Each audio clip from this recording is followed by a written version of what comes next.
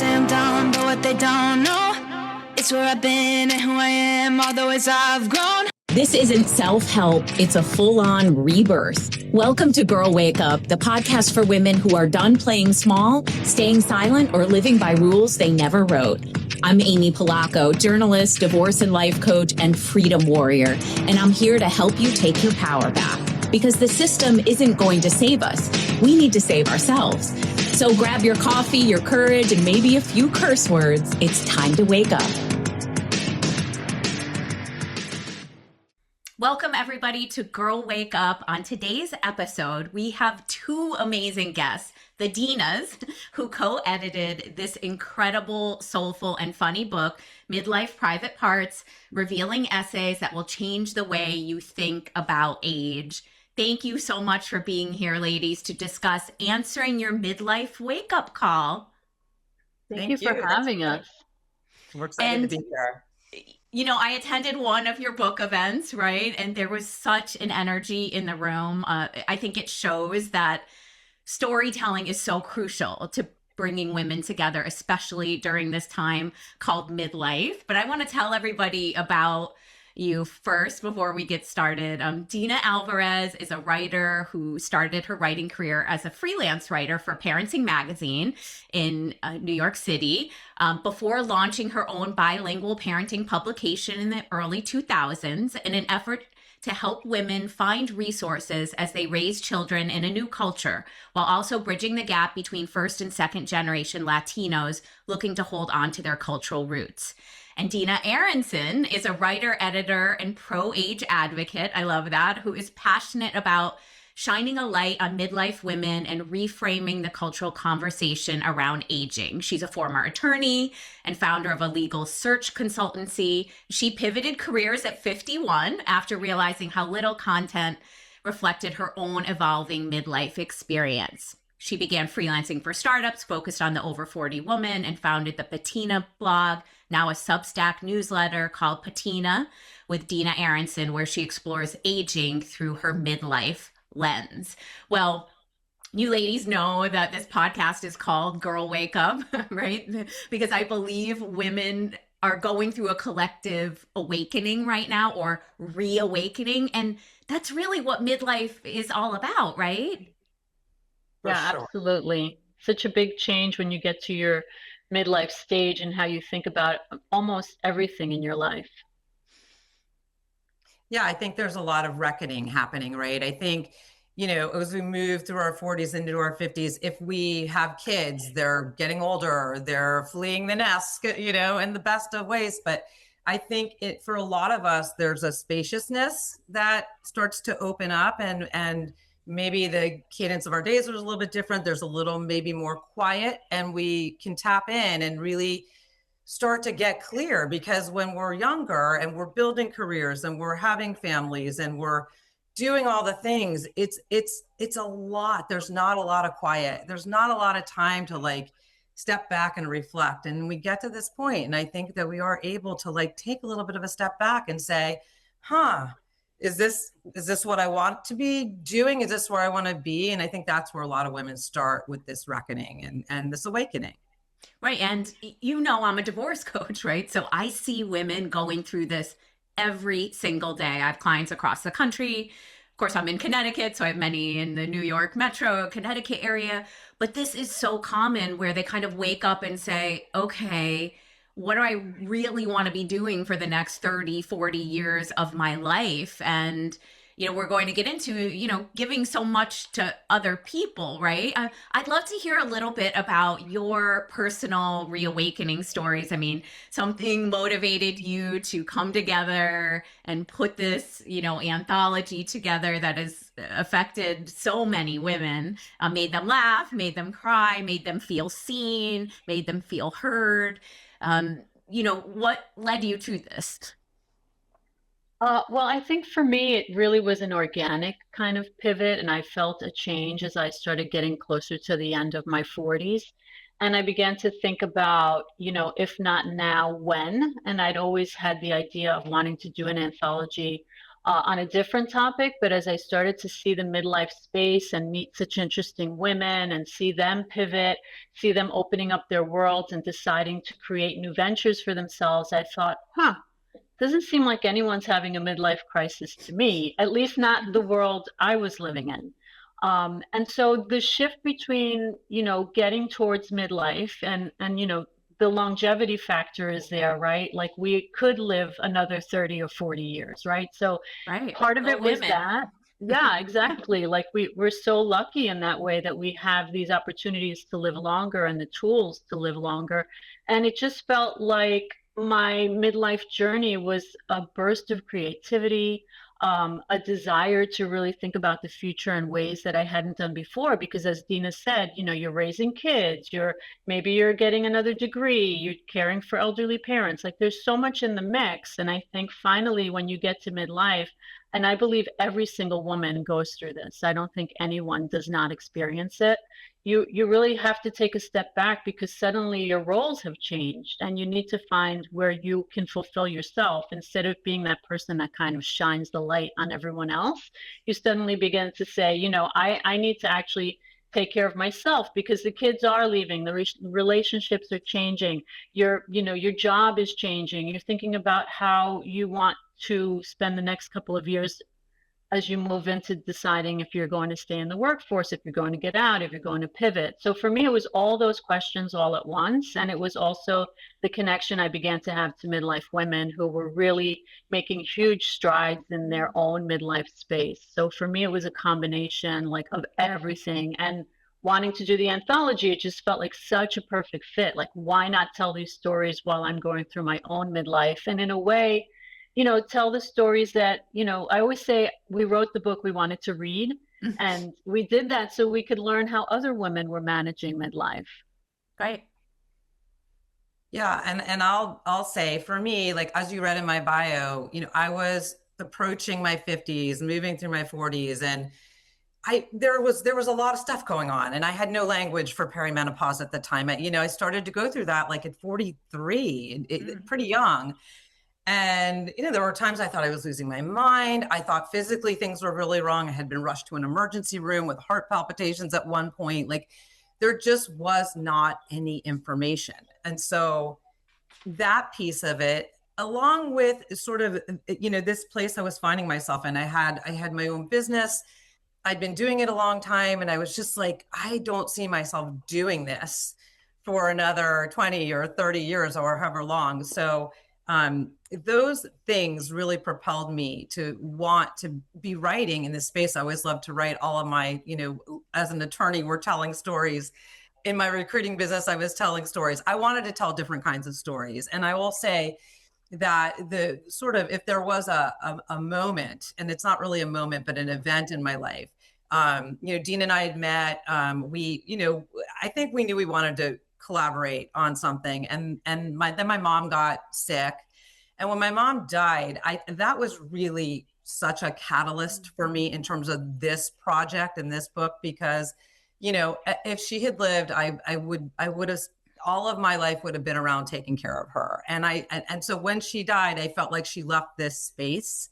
And I really felt so compelled to fill the space with something that would honor her and that would help women in some way. And I knew just from, our experiences and the women we know, like Dina said, so many women were doing amazing things, but also there's a lot of hard stuff and there's not a lot of talk about that. Right. And so I think, putting together these stories just felt so right. Like letting women in, letting them see that they're not alone, in these parts, and that they can move through those parts and that life can really get better with age. So I thought that was a really beautiful way to use the space. And I was just really fortunate that Dina and I met. We met in our 50s. This is a new midlife friendship. I'm using air quotes. you know, and we just really gelled, and we both were very aligned on the, you know, sort of the need and to put together the book we wanted to see. So well, you did a great job with it. And you do cover, you know, caring for elderly parents, which is tough. And, you know, when you were talking a minute ago, it reminded me, Dina, of this essay in here. It's all in your head, right? So many times the things we're experiencing in midlife are discounted. And I want to ask you about that. I mean, what were the old tropes about, you know, menopause and midlife? You know, it was mainly in the shadows, right? Yeah, absolutely. It makes me think of there's a book out called Hot and Bothered, and I was reading it at the time that I was coming off of having frozen shoulder in both shoulders. And it was, I don't know if anyone's had frozen shoulder, they could tell you how painful it was. And so she writes in the book that in like the 1850s, frozen shoulder was called, when women presented with frozen shoulder, it was called hysterical paralysis of the arms. So it has been a constant one long trope over the centuries. You know, when women present to some of their physicians, you know, they say, oh, I mean, you read Marian Adams' essay where she writes about being discredited, and she ended up finally getting some help on the 14th or the 15th doctor. So it's unfortunate that this is a state where we still are. And Dina and I talk about how we hope that the narrative is changing and shifting since we're talking more about menopause and women's health, and there's so many, you know, people wanting to pass bills and change, you know, the healthcare system for us. But it has been a constant struggle through the centuries, right, for women to get their voices heard. And that was part of this collective for the book was, you know, it's about time we put this out there and we let people know, as Dina said, you know, it's not easy. Like Sarah Milken, who wrote for the book, says, you know, midlife is hard and good. And that was really what we wanted to generate with this book. But yes, there are many tropes we could talk about in midlife. Right. And I've written about many as a journalist related to women in our family court system, right? I mean, this is my book, you know, I co-authored, and there are so many parallels, ladies, right? Is that women labeled crazy, women labeled unstable, unfit mother, you know, in some cases, abusers trying to get custody of the children. So we see this over and over again. And, you know, it is a remnant of the patriarchy, right? And it shows up in how we talk or don't talk about aging. And, you know, there's a lot of discussion right now about, you know, devaluing non-reproductive women, right? Yeah. And how, you know, are we expected to just disappear at a certain age? I'm wondering what you think of this collective conversation, Dina, Aronson. Yeah. And that's exactly where I was going to go with this question is, you know, in terms of tropes and narrative, that, you know, somehow we reach a certain point and then we're like off a cliff, you know. And it's funny, I think in the introduction of our book, we start by saying, Google midlife woman, and, you know, it per Google, it's pretty bleak, right? Like, and that's just so not the case. So I think, you know, and I think there's a lot of reasons for that, you know, it's this sort of ingrained cultural narrative that that our value is tied to our youth, the way we look, and we internalize this stuff. And it's just so, even though, you know, we get to these points and we reckon and we do start to see more clearly, it's even hard for, I think, you know, us, then we're like immersed in this space.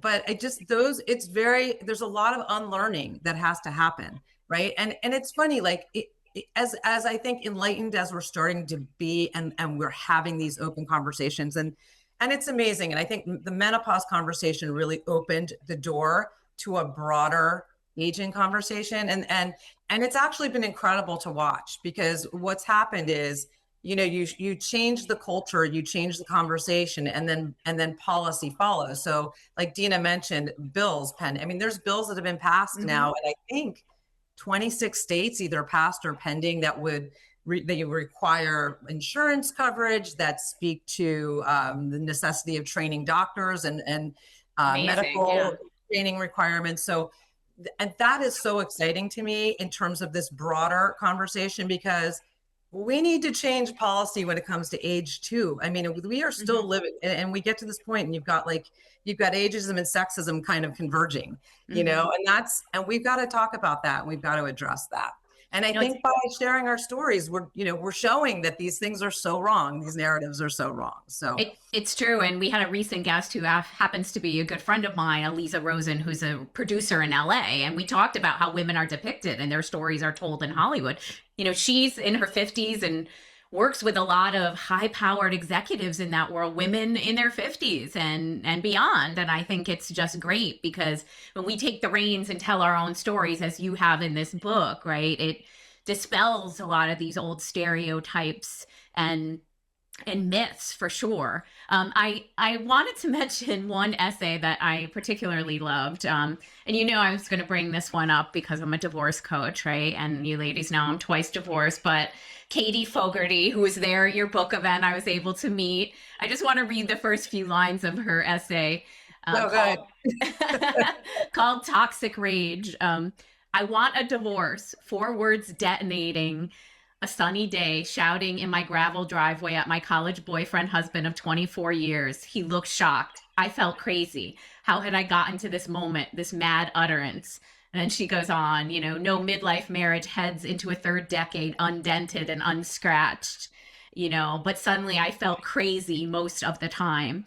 And it was funny because that night, her husband happens to be in the back. He was such a good supporter, right? And I was chatting with him after and came up in conversation. I was a divorce coach. He started laughing. I said, I know you don't need me. I know. We've covered this. You guys are good. You're one of the good guys. But we had some laughs over it. But, I was chatting with Katie afterwards because I see 2 sides of it. And yes, I think there are those, we've all had these emotional moments, right, in midlife. But then there's also times that menopause and hormones are weaponized against women. I see that in the world I'm in, right, in family court, that, oh, she's going through menopause, so she's going crazy, so therefore she can't have custody of the children, or she shouldn't get these assets in the divorce. It's like, what? But anyway, there is a healthy part of anger and rage in midlife, right? Absolutely. I mean, I think, there's a writer, Rebecca Traister, who wrote about rage being like don't quote me, but like a catalyst. Like rage can be very motivating, right? It's funny, I sat with girlfriends 2 weeks ago and we had a Write Your Congressperson party because we were all feeling so angry and helpless. And so I think that you can channel that rage into something very productive. Absolutely. Look, I don't want to walk around angry all the time, but we have to also honor our emotions, right? Mm-hmm. We're feeling them and we have to feel them. And oftentimes I think when we're at that point, that rage can be very motivating.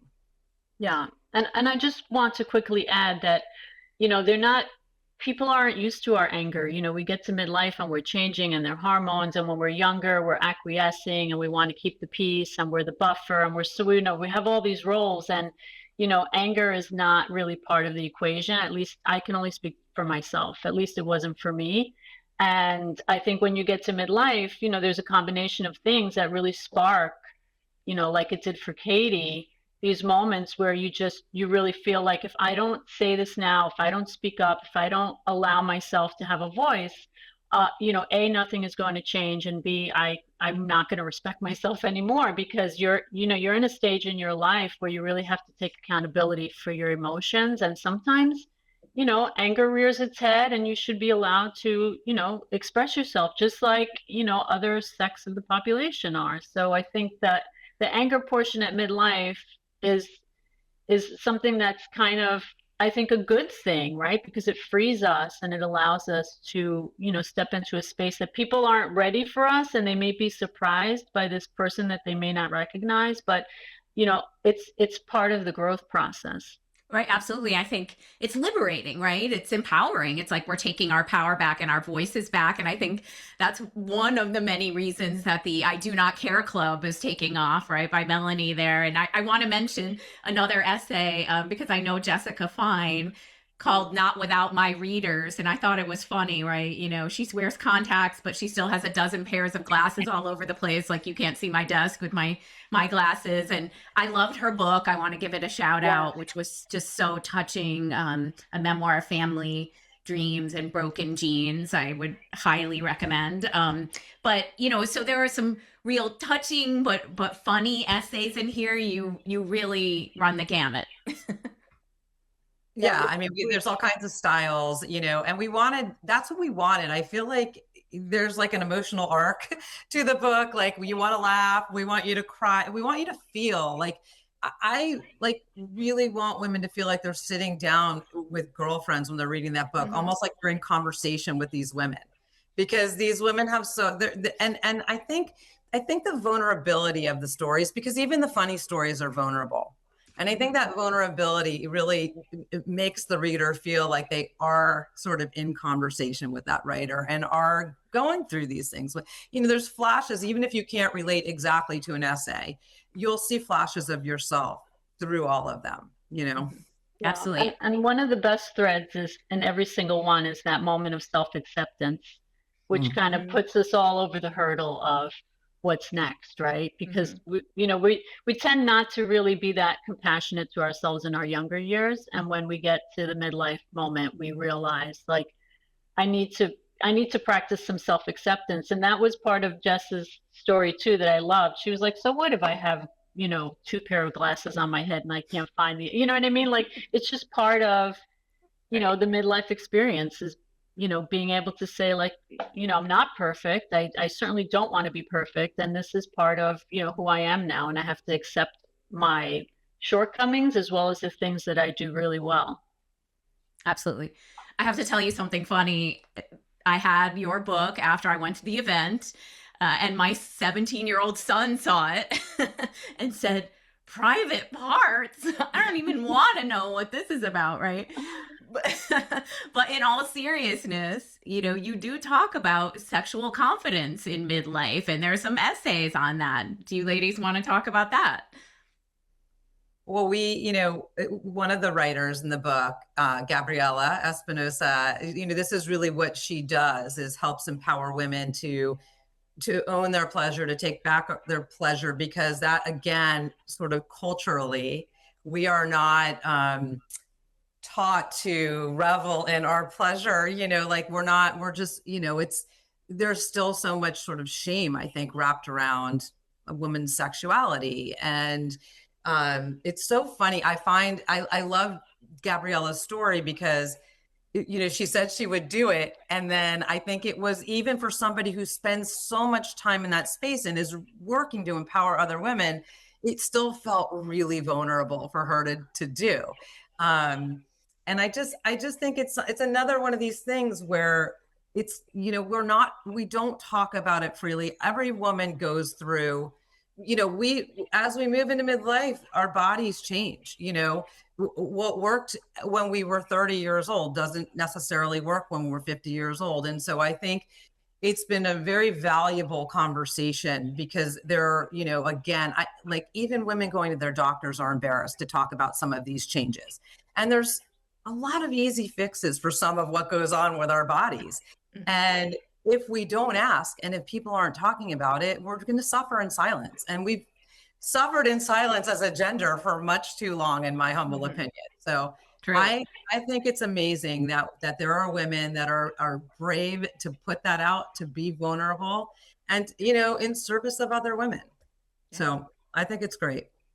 Absolutely. I want to talk about this theme of women prioritizing themselves. I mean, do you think midlife is the first time many women do? I mean, I see this with so many of my divorce coaching clients who, it's almost like they're that Rip Van Winkle waking up in the woods and have been asleep for 100 years. Like, wait a minute, my kids are going off to college, perhaps. I am starting to look at my life. Maybe I gave up my career to be home for my spouse, to, advance in their career. So it really is a complete shift. I'm wondering if you see that a lot as well, obviously.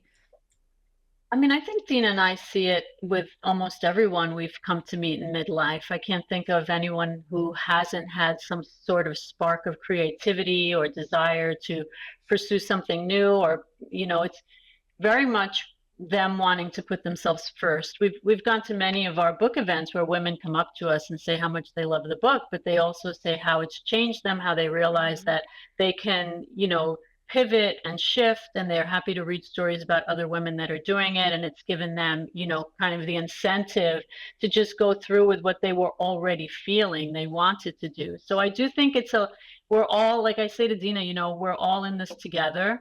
And I think that is definitely a big movement in women putting themselves first finally. And not that they haven't done it in certain situations earlier in their life, but there's something different about now. Like now it's like you are really in charge of what you want to do next in ways that you maybe weren't before.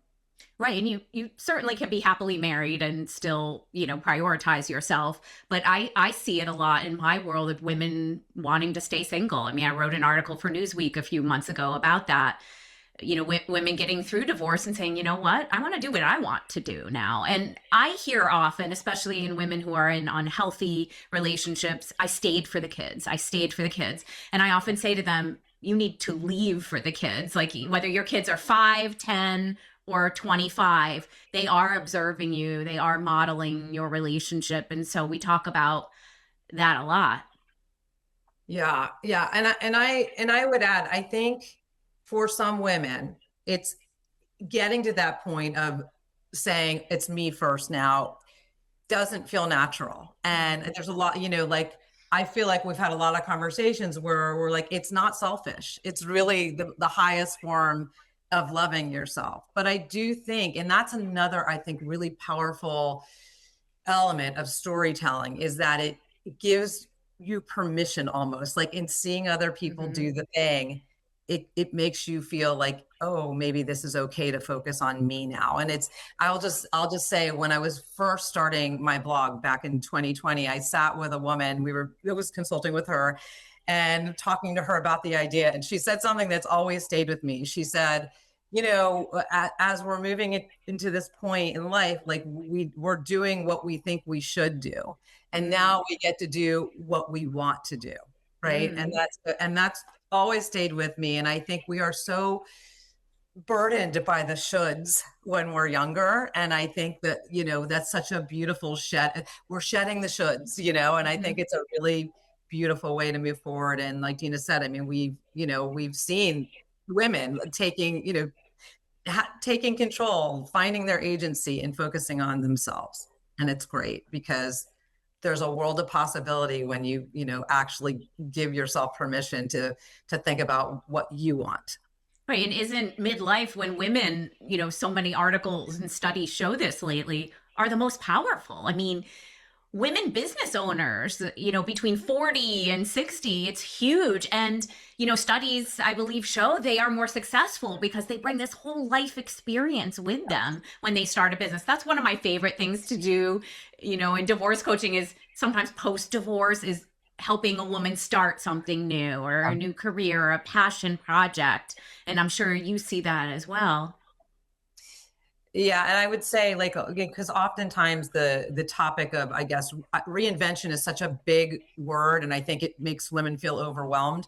But in talking about that and sort of what's next, I think women are like, I don't know how to, I don't know how to do this. I don't have any bylines. Who's going to take me seriously? All these crazy limiting thoughts that go through my head. But what I've come to understand, and what I like to share, is that, unless you're learning Mandarin, you're never really starting from scratch. You have all of your life experiences, whether that means you were managing your home while you were raising your kids, or you were a lawyer, or you were an insurance salesman, whatever it is. Like you've learned so much. And I think it's a really helpful exercise to actually sort of inventory your life experience, because I did. And I was like, oh, and you start to connect those dots, and you understand that you're sort of jumping off a platform. You're not starting from the bottom.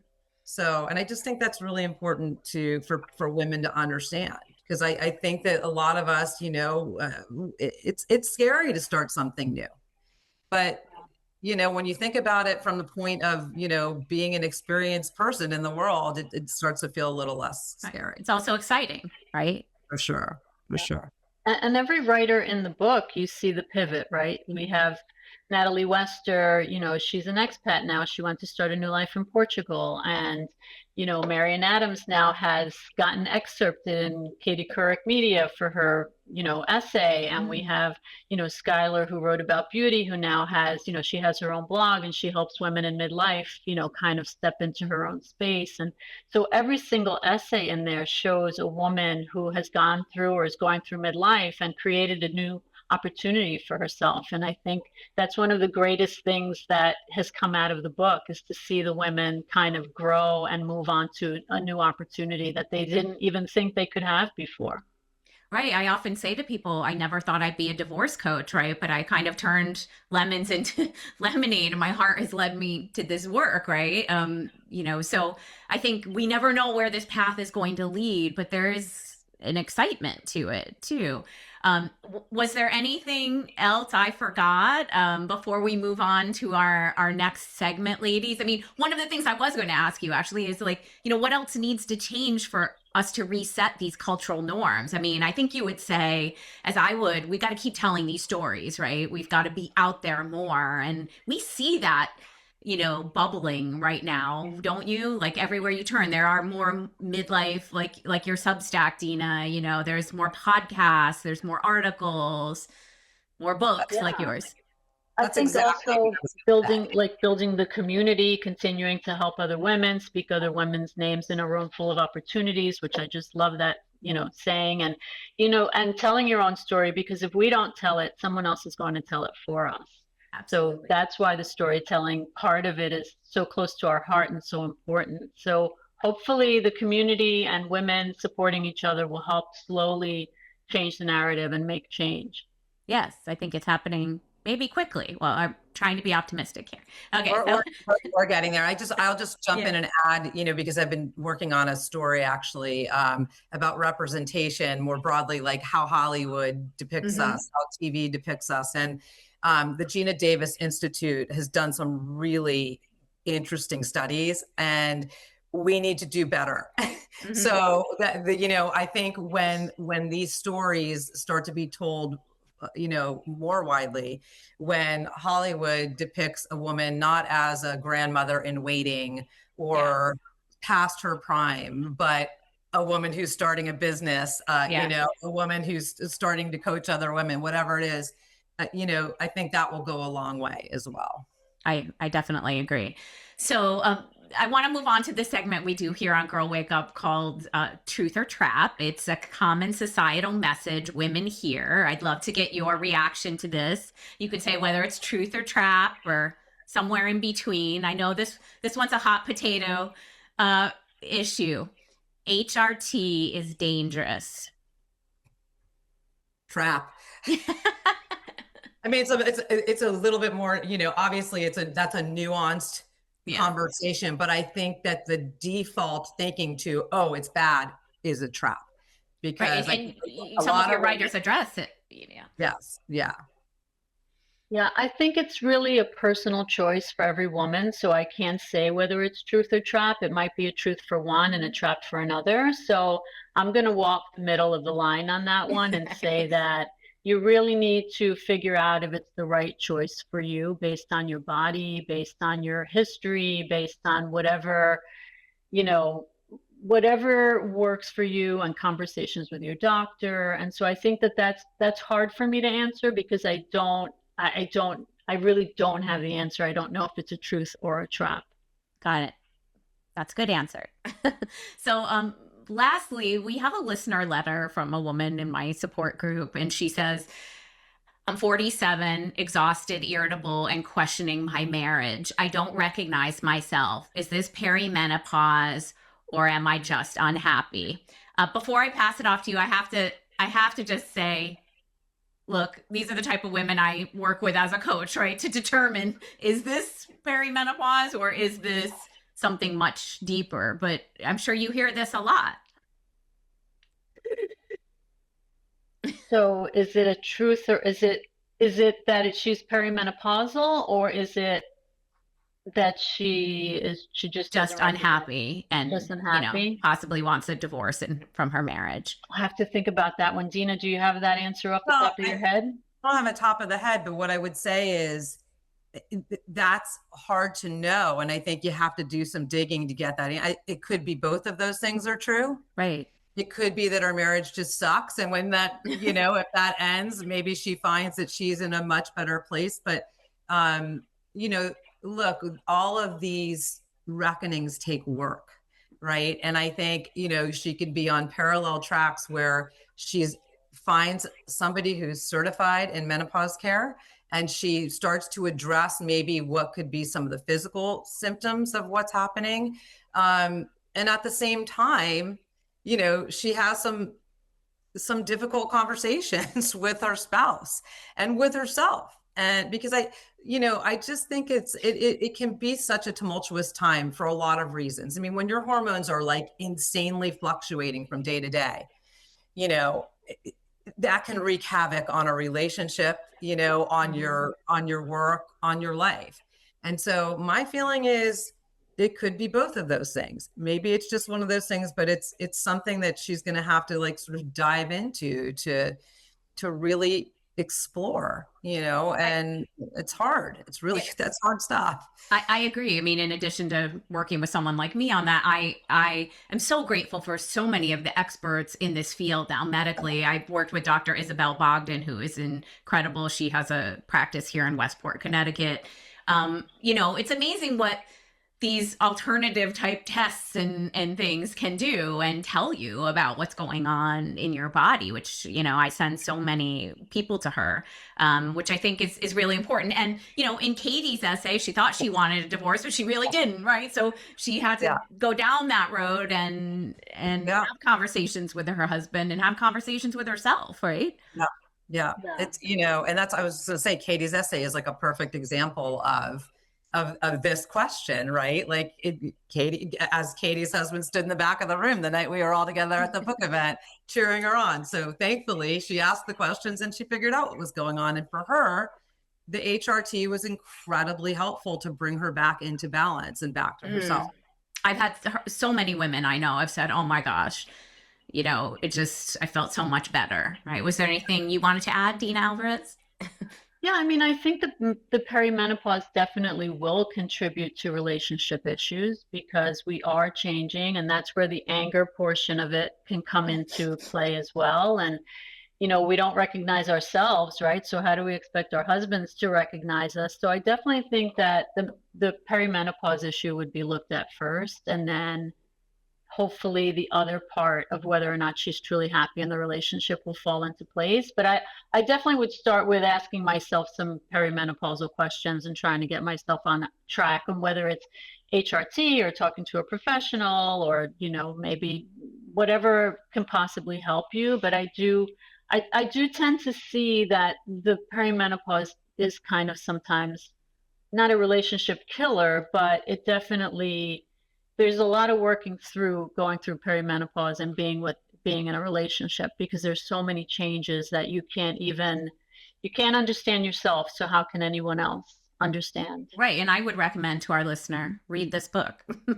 This is your BFF on your bedside table, right? I know I have enjoyed reading it. I mean, everybody listening, get a copy of it from every major bookseller. You're still doing book events. Where can everybody find you, ladies? Well, we have a website where you can find not only us, but you can learn all about the contributors to the book too. And there's some really incredible women who contributed to this book, and many of them are serving midlife women in their own way. So definitely visit the website. You can buy the book there from a number of booksellers. And then for me, I'm on Substack. As you mentioned, Amy, it's Patina with Dina Aronson. And then my Instagram is Patina_life. And then there's a Midlife Private Parts Instagram as well. That's at Midlife Private Parts. Yes, great. Yeah. And the website is midlifeprivateparts.com, just to make it easy for everyone. And I'm at A Few Good Things on Substack. And so you could find us at all those places. Oh, wonderful. Thank you so much for for being Thank you, here. Amy. I loved this conversation, and thank you for writing this. I mean, you've helped so many of us. I'm going to put myself in the group, and I appreciate it. Thank you so much. And that's always so just wonderful to hear. So thank you for telling us. And thank you for having us.